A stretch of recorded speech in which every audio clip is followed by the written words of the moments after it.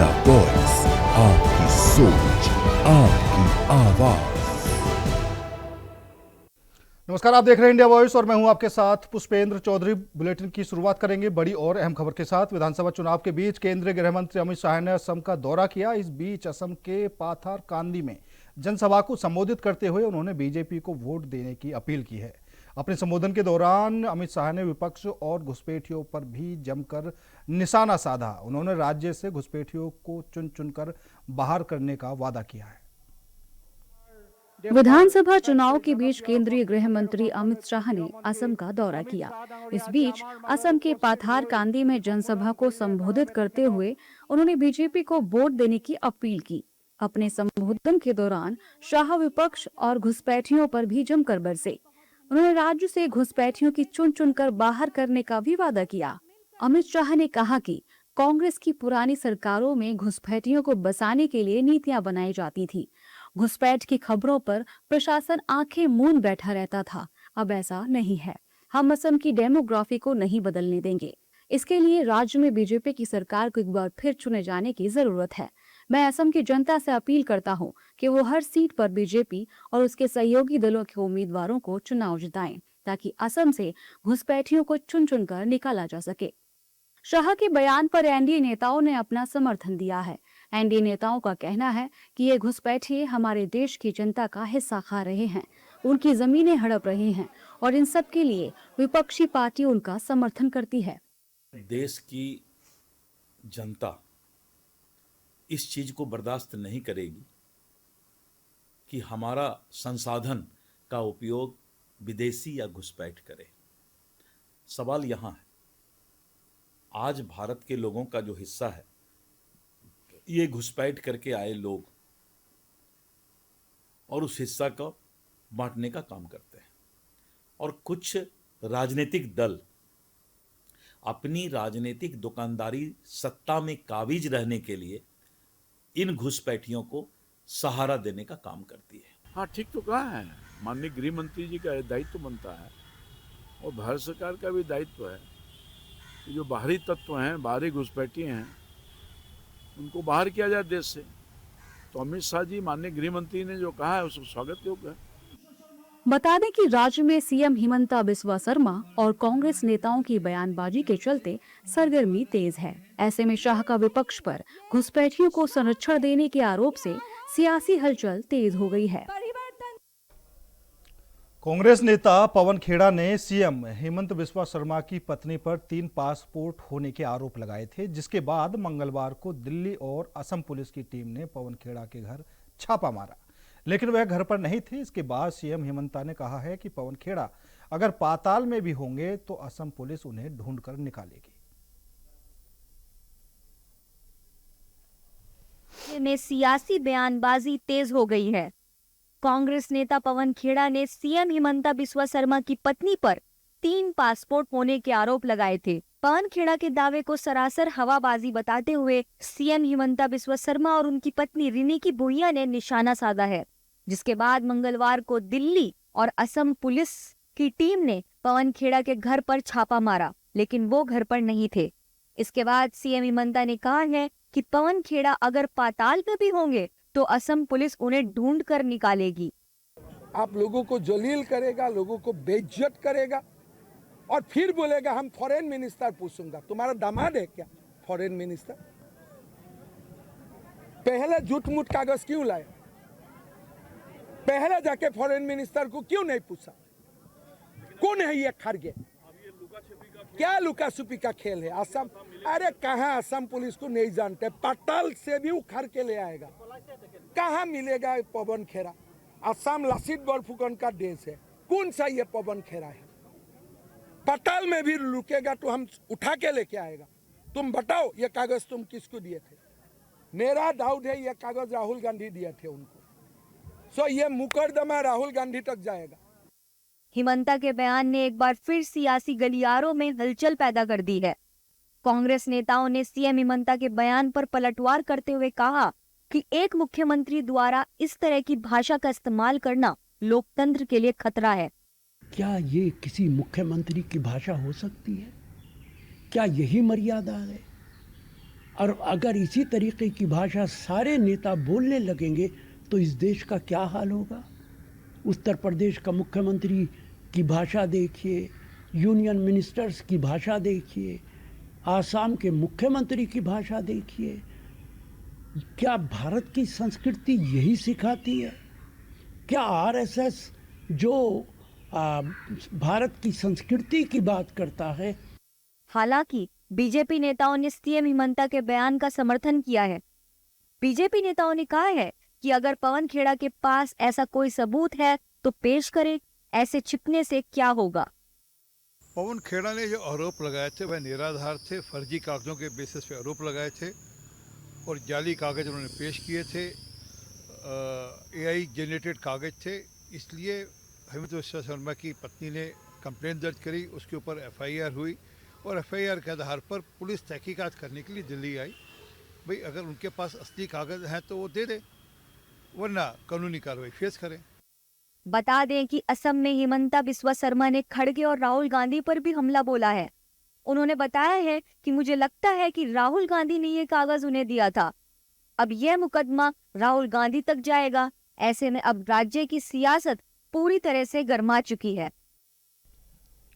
तो एक तरफ जहां हेमंता बिस्वा शर्मा कहते हुए नजर आ रहे हैं कि असम पुलिस पवन खेड़ा को पाताल से भी ढूंढकर निकालेगी, तो दूसरी तरफ पवन खेड़ा ने तेलंगाना हाई कोर्ट में अग्रिम जमानत याचिका भी दायर कर दी है। बढ़ती अगली खबर की ओर। दिल्ली में ईरान इजरायल युद्ध विराम को लेकर राजनीतिक प्रतिक्रियाएं तेज हो गई हैं। मुख्तार अब्बास नकवी ने भारत की संतुलित विदेश नीति की सराहना करते हुए कहा कि देश वैश्विक शांति के पक्ष में मजबूती से खड़ा है। वहीं तृणमूल कांग्रेस के प्रतिनिधिमंडल ने चुनावी मुद्दों को लेकर चुनाव आयोग से मुलाकात की और बाद में कांग्रेस नेता पवन खेड़ा से भी चर्चा की। राजधानी में इन बैठकों और बयानों के बीच राजनीतिक गतिविधियां तेज हो रही हैं, जहां विभिन्न दल अपनी अपनी रणनीतियों को लेकर सक्रिय नजर आ रहे हैं।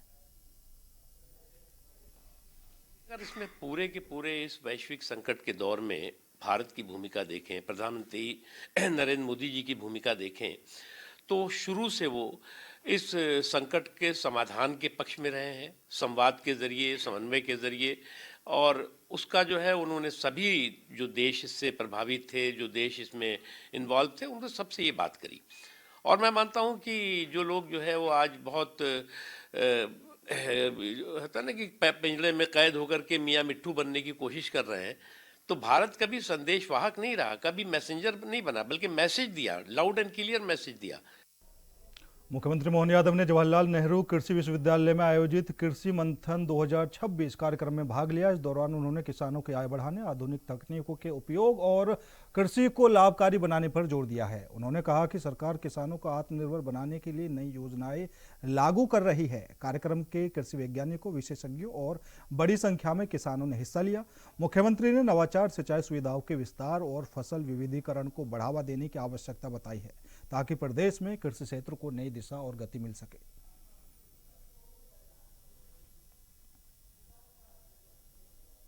लखनऊ के बिकमाऊ कला क्षेत्र में अवैध प्लॉटिंग पर कार्रवाई के दौरान एलडीए टीम और प्लॉट मालिकों के समर्थकों के बीच झड़प हो गई। आरोप है कि सभासद विश्वजीत भदौरिया ने सैकड़ों लोगों को जुटाकर एलडीए टीम की कार्रवाई में बाधा डाली।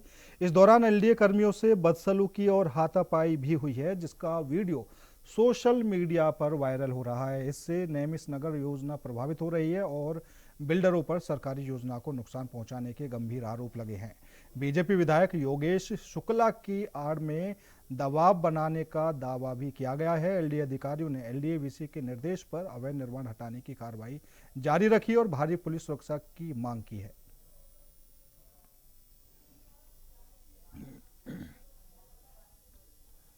फिलहाल रुकेंगे छोटे से ब्रेक के लिए। ब्रेक के बाद खबरों का सिलसिला लगातार जारी है। ब्रेक के बाद एक बार फिर आप सभी का स्वागत है। बढ़ेंगे अगली खबर की ओर। पकी फसल के समय बेमौसम बारिश किसानों के लिए आफत बन गई है। पंजाब यूपी में किसानों को बारिश का भारी खमियाजा भुगतना पड़ रहा है। पंजाब में किसानों के हालातों की बात करें तो राज्य में हुई बेमौसम और तेज बारिश ने किसानों की तैयार फसलों को पूरी तरह बर्बाद कर दिया है। हालांकि यूपी में सीएम योगी ने किसानों को राहत दिलाने के अफसरों को निर्देश दिए हैं। वहीं दूसरी ओर पंजाब सरकार ने अभी तक किसानों की फसलें बर्बाद होने पर कोई कार्रवाई नहीं की है। के समय बेमौसम बारिश किसानों के लिए आफत बन गई है। पंजाब, उत्तर प्रदेश में किसानों को बेमौसम बारिश का भारी खामियाजा भुगतना पड़ रहा है। पंजाब में किसानों के हालातों की बात करें तो राज्य में हुई बेमौसम और तेज बारिश ने किसानों की तैयार फसलों को पूरी तरह बर्बाद कर दिया है। जिन खेतों में कुछ ही दिनों में कटाई होनी थी, वे अब पानी में डूबते नजर आ रहे हैं। इस प्राकृतिक आपदा ने किसानों की महीनों की मेहनत पर पानी फेर दिया है। किसानों ने बताया कि गेहूं, सरसों और सब्जियों की फसल पूरी तरह खराब हो चुकी है। कई जगहों पर फसलें गिरकर सड़ने लगी हैं, जिससे उन्हें किसी भी तरह का आर्थिक लाभ मिलना अब संभव नहीं है। इस दौरान किसानों ने अपना दुख जताते हुए बताया कि हम पूरी तरह से बर्बाद हो गए हैं। इस फसल पर ही हमारा साल भर का खर्च निर्भर था। नुकसान तो ਹੁਣ ਤੁਹਾਨੂੰ ਦੱਸੀ ਜਾਣਾ 70 ਤੋਂ 80% ਹੈਗਾ ਜੀ। 70 ਤੋਂ 80 ਹਾਂ ਜੀ, 70-80% ਹੈਗਾ ਹਾਂ ਜੀ। ਨਾ ਕੋਈ ਦਾਣਾ ਪੱਲੇ ਆ, ਨਾ ਕੋਈ ਤੂੜੀ ਪੱਲੇ ਪੈਣੀ ਆ। ਦੇਖੋ ਤੁਹਾਡੇ ਸਾਹਮਣੇ ਆ, ਵੇਖੋ ਦਿਸੀ ਜਾਂਦੀ ਕਣਕ ਕੀ ਹਾਲ ਆ ਕਣਕ ਦਾ। ਕੱਲ ਵਾਲੀ ਜਿਹੜੀ ਹੁਣ ਬਾਰਿਸ਼ ਪਈ ਆ ਉਹਦੇ ਨਾਲ ਗੜਾ ਵੀ ਪਿਆ ਥੋੜਾ ਥੋੜਾ ਗੱਲ ਵਿੱਚ ਪੈ ਗਿਆ ਜੀ। ਨਾ ਹੀ ਉਮੀਦ ਕੀ ਆ ਸਰਕਾਰ ਤੋਂ, ਗੱਲ ਤਾਂ ਇਹ ਕੋਈ ਨਹੀਂ ਆ ਕੇ ਪੁੱਛਦਾ ਨਹੀਂ ਕਰਦਾ, ਨਾ ਕੋਈ ਪਟਵਾਰੀ ਆਵੇ ਨਾ ਕੋਈ ਕਾਨੂੰਨ ਕੋ ਆਵੇ। ਜਦੋਂ ਮਾੜੀ ਧੂਆਂ ਕਿਤੇ ਦੇਖ ਲੈਂਦੇ, ਮਾੜਾ ਧੁਖਦਾ ਧੂਆਂ ਦੇਖ ਲਿਆ ਉਦੋਂ ਪੁਲਿਸ ਵਾਲਾ ਜ਼ਰੂਰ ਆ ਜਾਂਦਾ ਜੀ। ਗੱਲ ਤਾਂ ਇਹ ਕਣਕ ਦਾ ਜੀ ਆ ਵੇਖ ਲਓ ਤੁਹਾਡੇ ਸਾਹਮਣੇ ਹੀ ਆ ਜੀ। ਕਣਕ ਦਾ ਇੰਨਾ ਬੁਰਾ ਹਾਲ ਆ ਜੀ।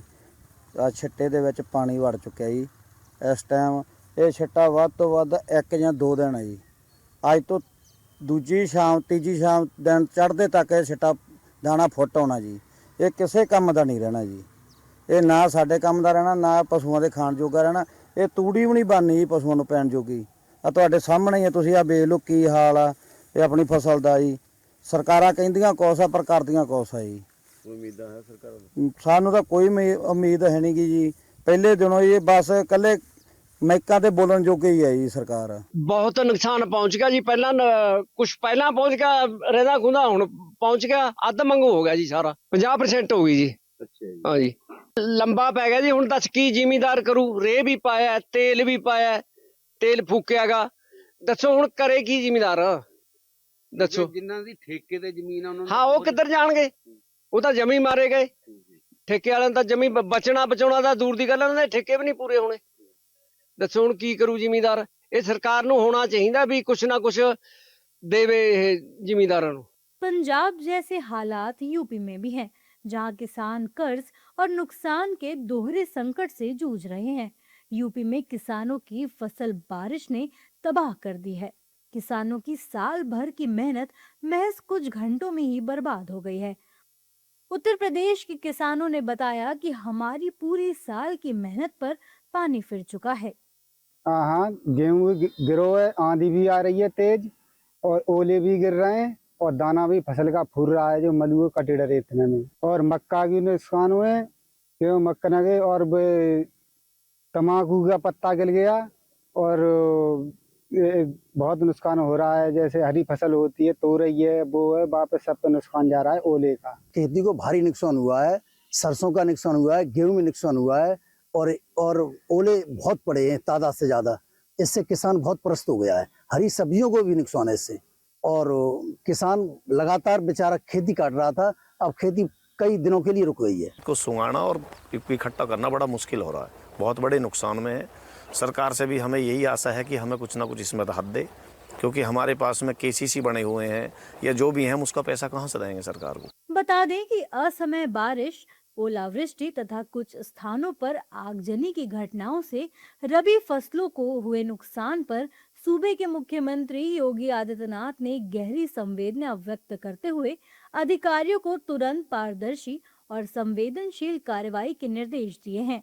उच्च स्तरीय समीक्षा बैठक में मुख्यमंत्री ने कहा है कि इस विपरीत परिस्थिति में अन्नदाता का चिंतित होना स्वाभाविक है और राज्य सरकार पूरी प्रतिबद्धता के साथ किसानों के साथ खड़ी है। किसानों को आर्थिक मदद दी जाएगी। वहीं दूसरी ओर पंजाब सरकार ने अभी तक किसानों की फसलें बर्बाद होने पर कोई कार्रवाई नहीं की है, जिसे लेकर पंजाब के किसानों ने भगवंत मान सरकार पर तंज भी कसा है। गाजियाबाद से किसानों के लिए चिंता बढ़ाने वाली खबर सामने आई है। तेज हवाओं के साथ हुई बेमौसम बारिश ने गेहूं की फसल को भारी नुकसान पहुंचाया है। खेतों में खड़ी फसल तेज हवाओं के कारण गिरकर चौपट हो गई, जबकि कटी हुई फसल भी बारिश में भीग गई है, जिससे किसानों की मेहनत पर पानी फिरता नजर आ रहा है। अचानक बदले मौसम ने किसानों की मुश्किलें बढ़ा दी हैं और अब उन्हें आर्थिक नुकसान की चिंता सता रही है। फिलहाल किसान सरकार से मुआवजे की मांग कर रहे हैं और प्रशासन से सर्वे कराकर नुकसान का आकलन करने की अपील भी कर रहे हैं। गेहूं बोए जी, रही बात ये हो गया में जो है बहुत नुकसान हुआ। किसान गति में अभी यूँ बड़े सड़ रहे हैं, क्या फायदा इनको यूँ काटा कुट्टी कर रहे हैं जी। ये कोई ऐसे हैं जी 6 बीघे के करीब, या में काफ़ी नुकसान है जी, न भूस का ही दिन को न अनाज का ही दिन का, या में किसी तरह का भी कोई हिसाब किताब नहीं है जी। ये सब यूँ फसल जो नष्ट जा रही है। मथुरा के वृंदावन में परिक्रमा मार्ग स्थित रमन रेती चौकी के पास एक युवती ने सड़क पर हंगामा करते हुए दुष्कर्म का आरोप लगाया है। युवती का कहना है कि उसके साथ रहने वाले व्यक्ति ने जूस में नशीला पदार्थ मिलाकर वारदात को अंजाम दिया।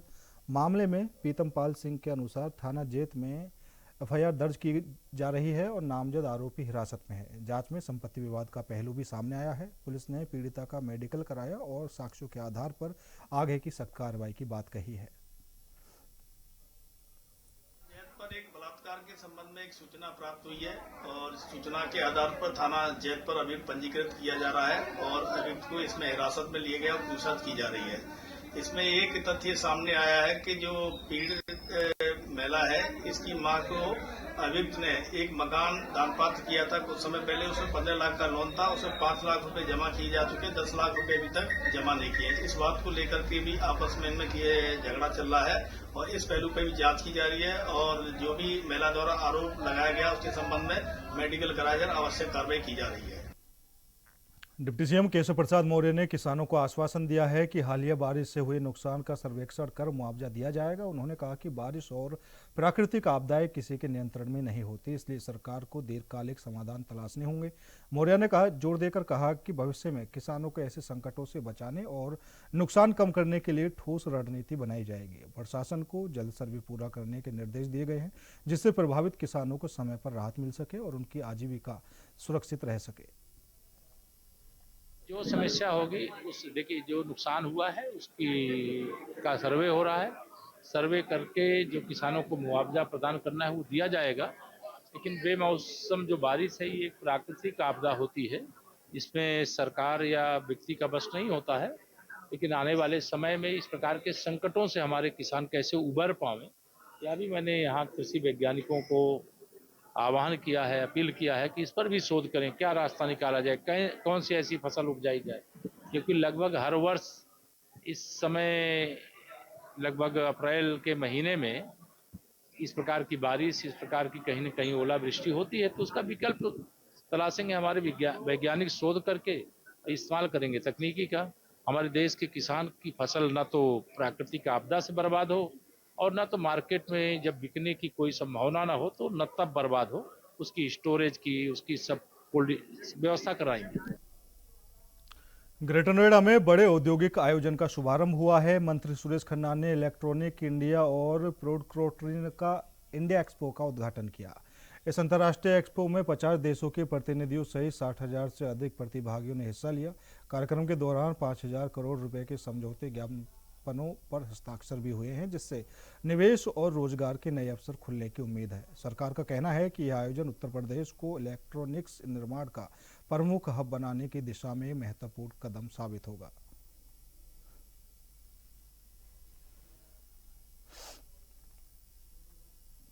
कानपुर में अखिलेश यादव ने बीजेपी सरकार पर जमकर निशाना साधा है। उन्होंने आरोप लगाया कि बीजेपी पीडीए वोट काटने की कोशिश कर रही है, इसलिए सपा ने पीडीए प्रहरी बनाए हैं। उन्होंने कहा कि भारतीय जनता पार्टी के लोग बहुत कलाकार हैं और अंबेडकर प्रतिमाओं को सबसे ज्यादा नुकसान पहुंचाया। कानपुर मेट्रो और पनकी पावर हाउस को सपा की देन बताया। स्वास्थ्य विभाग में घोटाले और किडनी कांड का जिक्र करते हुए सरकार पर भ्रष्टाचार के आरोप भी लगाए हैं। उन्होंने चुनाव आयोग की निष्पक्षता पर भी सवाल उठाए और ममता बनर्जी की जीत का दावा किया है। कानपुर का कोई शब्द नहीं है तुम्हारे पास? हाँ, ठीक है। मेरे कानपुर के साथियों की आवाज से आवाज मिलाते हुए शिक्षा मित्रों को गोली दे दी। कहाँ हम लोग 40,000 रुपए दे रहे थे, 22,000 का घाटा। कितने का घाटा हुआ? और हम आज भी कह रहे शिक्षा मित्रों को कि कोई भी न्याय दिला सकता है तो केवल समाजवादी लोग और कोई सम्मान दिला सकता है, और जो और साथी हैं उनके साथ भी अन्याय नहीं होने देंगे, उनको भी सम्मान दिलाने का काम करेंगे। सर आप 24 पे कमाल करते हैं पीडीए के दम पे, 9 साल लगभग उत्तर प्रदेश की कुर्सी से दूर, 27 में पीडीए के दम पे इस कुर्सी का सपना देखते हैं। तुम्हें किसने कहा? तुम पे कुर्सी नहीं, हम पे कुर्सी है। ये कौन इंसान है? लोकतंत्र में आप विपक्ष में भी बड़ी भूमिका निभाते हैं, और भूमिका ये निभाते हैं कि जनता को आप समय समय पर चीजें बताते हैं। अभी मुख्यमंत्री जी ने डिजाइन की है सड़क, इंजीनियर से डिजाइन नहीं होने दी सड़क। लखनऊ में हमारे मुख्यमंत्री जी, योगी तो थे ही, हैं नहीं है वो अलग विषय है, लेकिन वो इंजीनियर बन गए। उन्होंने एक नई सड़क डिजाइन कर दी 7,000 करोड़ की। पहले उन्होंने बुंदेलखंड सड़क डिजाइन की थी। हमारे मुख्यमंत्री जी ने बुंदेलखंड सड़क ऐसी डिजाइन की कि अगर तेज चलो तो पेट और पीठ में दोनों में दर्द हो जाएगा। तो अब एक ग्रीन कॉरिडोर डिजाइन किया उन्होंने, और ग्रीन कॉरिडोर ऐसा डिजाइन किया कि हर चौराहे पे आप सर मारो। और पहली बार सड़क बनी होगी जहां पर पैदल चलने वालों को कोई रास्ता नहीं है। 7,000 करोड़ की 30 किलोमीटर की सड़क, 7,000 करोड़ की। आप हिसाब लगाना, ये होती है लूट। नंदी जी ने कहा है कि सपा फैला रही है और देश को, तो इस लूट का आस्था बांटे। ऐसा है ना, उनकी बात इसलिए मत करो, हालांकि मुझे नहीं बोलना चाहिए, लेकिन मेरे पत्रकार साथियों को लगता है सीधा संपर्क होगा। गंदी नंदी क्या नाम है? क्या नाम था? गंदी क्या बताया था? अच्छा, वही नाम बताया था। तो जितने भी पीडीए के प्लॉट हैं और तमाम चीजें हैं, उनसे कहिएगा। फिलहाल मेरे साथ इस बुलेटिन में इतना ही। बाकी देश और दुनिया की तमाम खबरों के लिए देखते रहिए इंडिया वॉइस।